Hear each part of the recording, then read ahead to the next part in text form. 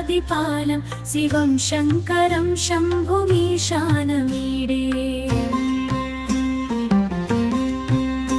कपालं त्रिशूलं कराभ्यां दधानं पदाम्भोजनम्राय कामं दधानं बलिभिः प्रणम्राय कामं नदानं शिवं शङ्करं शम्भुमीशानमीडे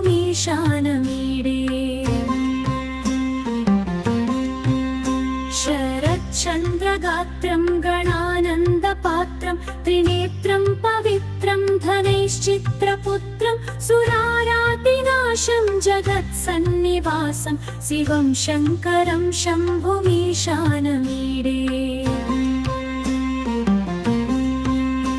आहं दुःखजालं पतङ्ग्रेहपाशं भवाम्भोधिमग्नं हिनं दास्यमानं करालं महार्तिं समुद्धर्तु मां त्वं शिवं शङ्करं शम्भुमीशानमीडे